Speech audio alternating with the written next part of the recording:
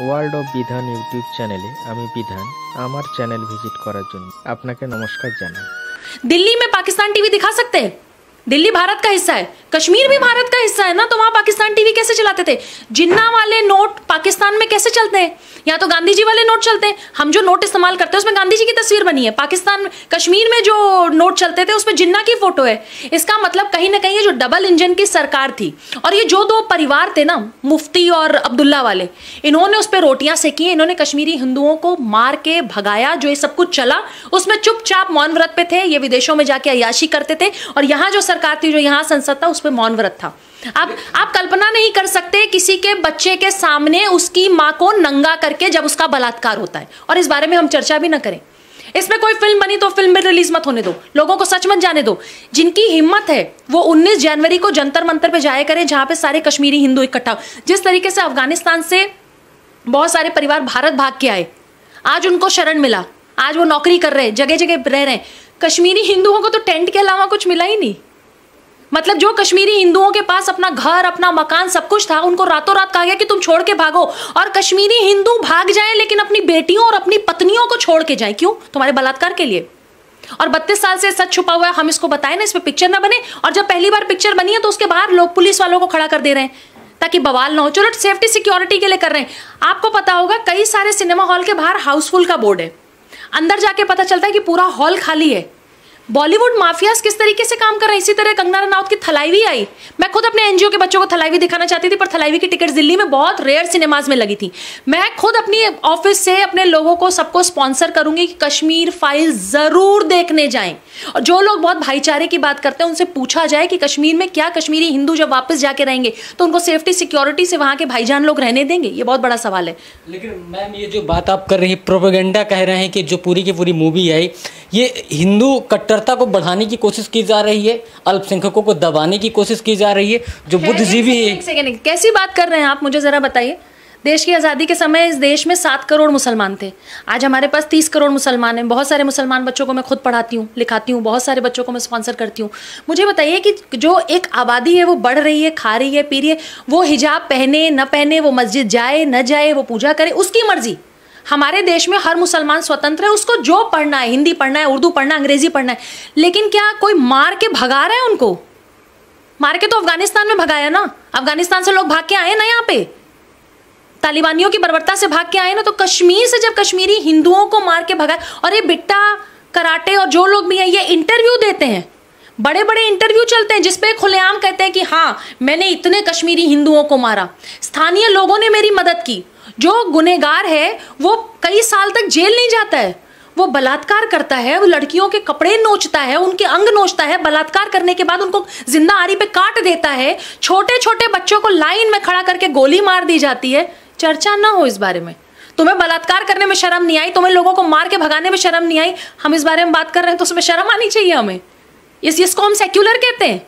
ये सेक्युलर की डेफिनेशन है कि आप एक वर्ग को सर पे चढ़ा लीजिए और एक वर्ग को बलात्कार करके मारते जाइए, पर उस बारे में चर्चा मत करिए। क्यों? ये देश हिंदुओं का है, मुसलमानों का है, सिखों का, ईसाइयों का है, तो चारों लोग अपनी मर्जी से रहेंगे। चारों लोगों की, कोई किसी को भगा नहीं सकता, कोई, ना हिंदू मुसलमान को, ना मुसलमान हिंदू को। तो जब कश्मीरी हिंदू 5 लाख भगाए गए तो उस बारे में बात क्यों नहीं होती?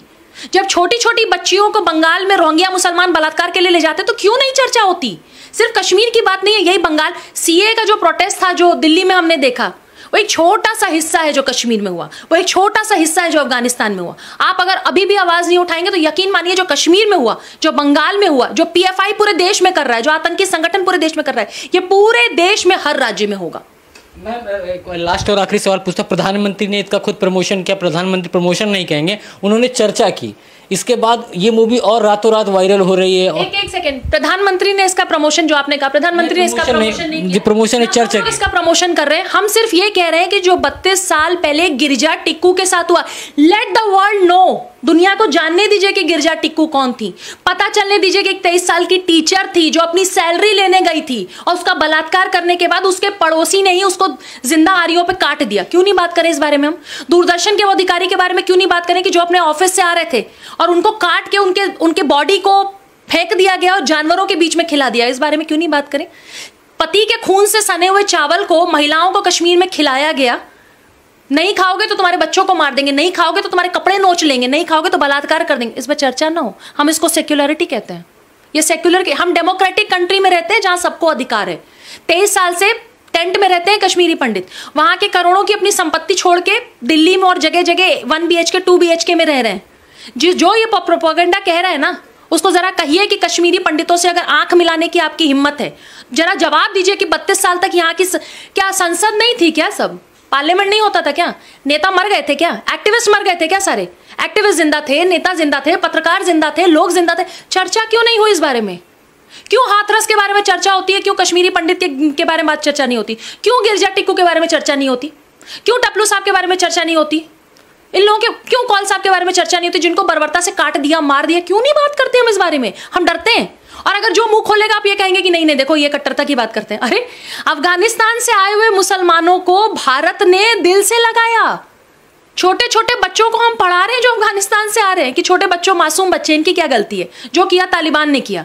तो हम कश्मीर से भगाए हुए हिंदुओं को गले लगा लेंगे तो हम सेक्युलर नहीं है? हम दोहरा मापदंड कर रहे हैं। लास्ट क्वेश्चन पूछता हूँ, 32 साल की बात हो रही है कि 32 साल से न्याय नहीं मिला।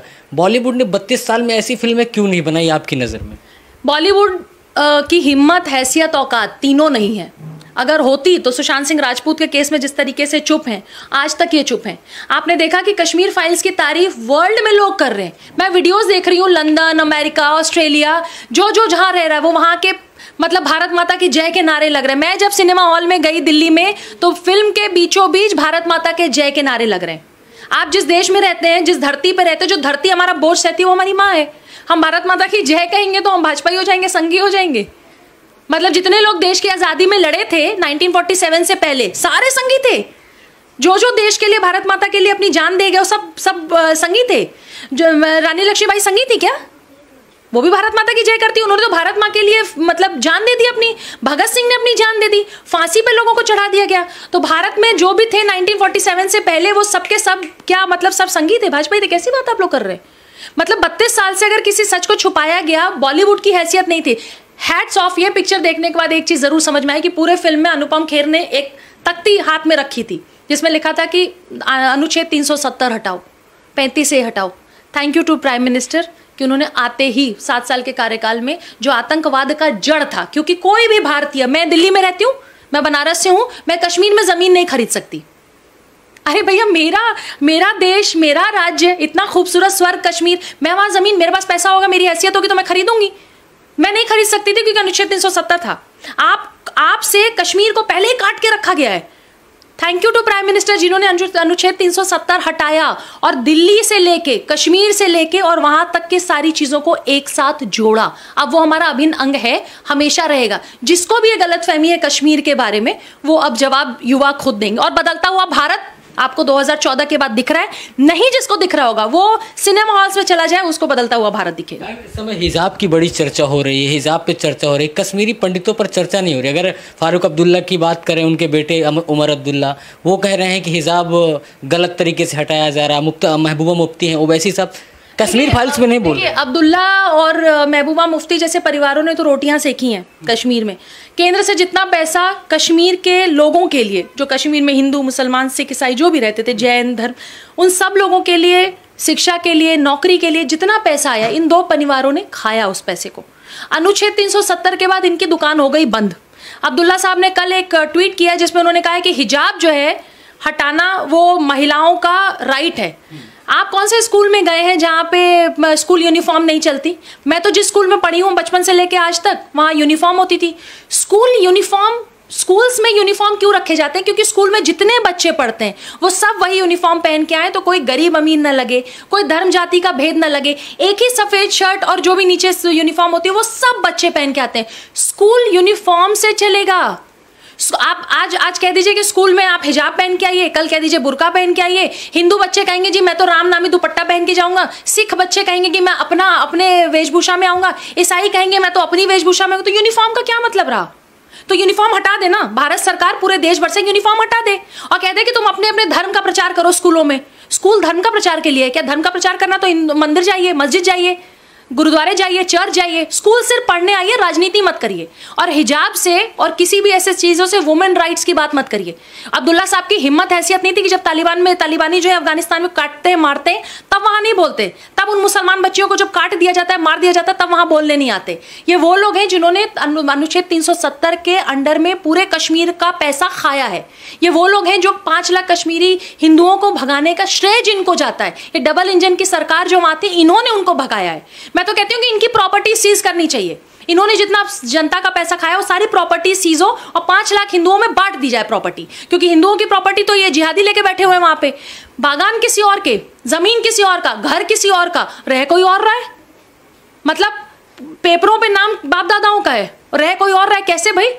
केंद्र सरकार से भी कहूंगी कि ये कश्मीर फाइल्स आने के बाद ये अच्छा समय है जब आप वहां पे जो कश्मीरी हिंदुओं हैं आप उनको बसाइए, उनकी प्रॉपर्टीज, जिसका जो अधिकार है उसको दीजिए ना। जिसने जिस आंगन में अपने पिता के साथ, अपनी माँ के साथ, वो खिड़की, वो आंगन, वो घर, आप उनका वापस करिए, तब मानेंगे कि हाँ, मतलब हमें उम्मीदें भी हैं। देखिए, हमें उम्मीदें भी हैं सेंट्रल गवर्नमेंट से।